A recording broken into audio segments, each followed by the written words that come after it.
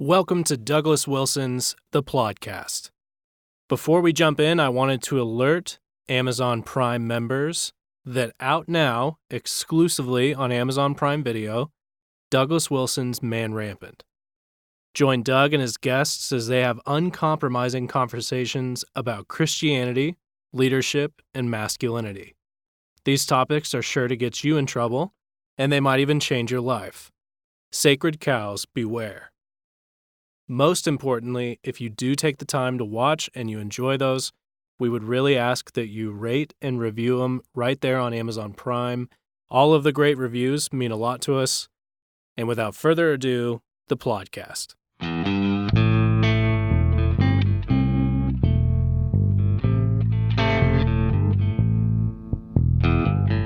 Yes, God. God don't never change. He's God. So welcome to Plodcast, episode 115. Plodcast, episode 115. And so here we are. I want to talk a little bit about the new conspicuous consumption. The new conspicuous consumption. Now, what is the old conspicuous consumption? If you, back in the old days, if you wanted to tell everybody you were rich, if you had it and you wanted to flaunt it, what you did was you got an expensive penthouse in Manhattan. You bought yourself 2 or 3 luxury automobiles. You flew from various businesses that you owned in a private helicopter. You do all the conspicuous consumption stuff. Your third wife wears the, jewels the size of goose eggs. So there's conspicuous consumption, and everybody knows that's kind of ostentatious. That's kind of gaudy. That's not the best. That's not the best. What do I mean by the new conspicuous consumption? Well, this is rarely recognized, and it's not the conspicuous consumption of the hyper rich, but it is the conspicuous consumption of the upper middle class, and it's a conspicuous consumption that we can get away with because nobody notices that that's what we're doing. What do I mean? Well, we have had an explosion of small breweries, small bakeries, small espresso shops where food co-ops and so on, where the bakery does not depend upon the techniques of mass production, and so consequently the bread is a lot more expensive. Where you go down to the food co-op where the apples are all organically grown, or the meat is hormone-free, free-range chicken, etc. Well, whenever you go into these sorts of new markets, what you wind up with is, because you're now buying a labor-intensive product that does not depend on mass production, you're buying a bread full of whole grains, and you're not buying Wonder Bread. At the same time, you're paying a lot more for the bread. If you go to Whole Foods, you're paying a lot more for your apple. If you're buying a latte in an upscale urban community, you're buying a $3-4 latte. Now, I don't have a beef against people buying a latte for $3 or $4 or $5 apple or really expensive sourdough bread. I mean, that's fine. If you're wealthy enough to afford that sort of thing, then go right ahead. But it's really important for us to note that this is conspicuous consumption. In other words, people who get all their groceries at Walmart can't afford coffee that costs that much. They can't afford bread that costs that much. They can't afford that kind of milk.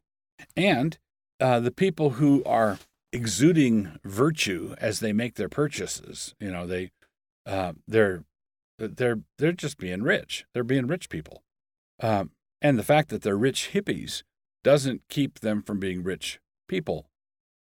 So the thing that I think that we ought to recognize is that this kind of thing, alternative, healthy eating, organic eating, niche coffee, high-end bread, high-end beer, high-end all of these things. It's not a high-end automobile, right?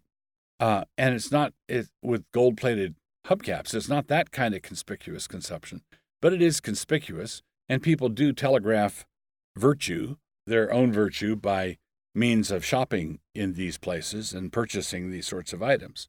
So we just ought to make our peace with it. Okay, rich people can afford to eat more expensively. Rich people can afford to buy things like this. They can buy things that poor people cannot buy.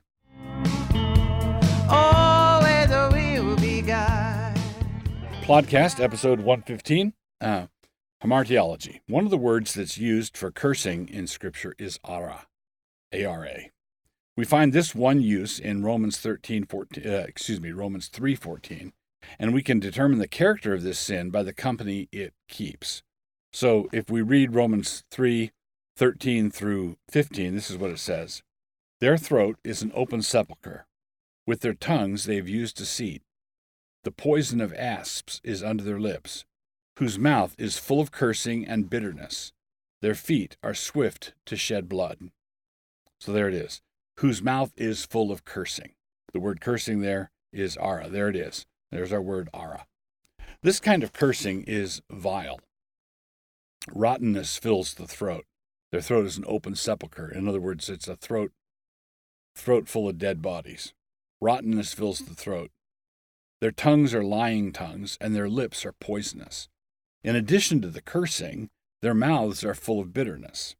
The hatred displayed in their words is a hatred that is not slow to put that hatred into practice. In other words, their feet are swift to shed blood. This is the kind. This kind of cursing is vituperation. It's slanderous. It's blasphemous. It is a railing, poisonous hatred. No Christian should ever speak or think in this way. Their mouths are full of cursing. That's not the way of Christ. That's not how we should go. God don't never change. So my book review this time around is, well, I'm not sure what to call it exactly. Periodically I read, I'll read a business guru book, a book on business or marketing or whatever. And this one is a book on negotiation. And it's called Never Split the Difference by a gent named Chris Voss. Never Split the Difference. And the thing that made this interesting as a book on negotiating was that these were techniques that were hammered out by Chris Voss as he worked in his career as an FBI hostage negotiator. So it's one thing when you're manufacturing widgets and you want to sell them for $5 a widget, and the guy who's buying them from you wants to buy them for $4 a widget. You've got, okay, that's a classic business negotiating problem. But what do you do, and what can you learn about what you should do in the widget scenario if you are part of a SWAT team outside a bank and the people holed up in the bank have told you that they want $1 million or they'll shoot one of the tellers. Okay? So you're a hostage negotiator and you're talking to this guy on the phone. What sorts of techniques do you use? What sorts of things do you say? How do you even begin with this? How do you begin a relationship like this? In a book like this, you're going to have things that you differ with and think, oh, I don't think that that's quite right, or I don't think a Christian should do that. But there's an awful lot of common grace here. There's an awful lot of insight that Voss brings to the whole subject of hammering out, negotiating a particular, like a salary with your boss, or a business deal with a company across town, or you're working. This book even had things that are applicable in marriage. If you're working something out with your spouse, how do you get anywhere? One of the things he says in this book, and it was quite striking, is the positive impact of no on negotiating. If someone says no, if you say, "Hey, how about this?" and they say no, you know exactly where you are.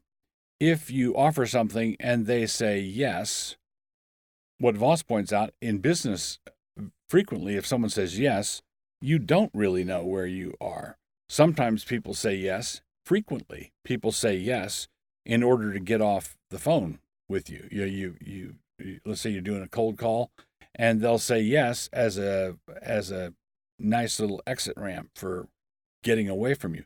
If someone says yes, you're not sure if that's the yes of jollying you along or the yes of commitment. A yes on the phone, a yes in that kind of discussion, is not the same thing as a signed agreement.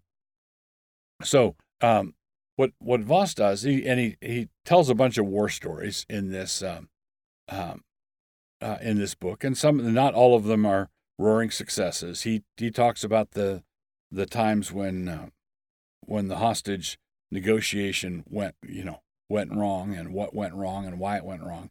So he's not telling stories where he's the nonstop hero, but he does have a lot of experience, and he does show how hostage negotiation at the end of the day is negotiation. So one of the things that you can do in a negotiation is ask the person who demands something of you, how am I supposed to do that? And what you're doing is you're involving them in your dilemma. You're not saying simply no and then you stop and then say nothing more. You say, well, the thing you're asking, I can't do that. How am I supposed to do that? And if you ask that question, how am I supposed to do that? They are suddenly in a position of trying to help you come up with a way that you could do that. And once you're doing that, you're talking. That's just a small example. It's a very interesting book, very thought-provoking, and I think everybody who reads it, listens to it, would learn something valuable. Sky.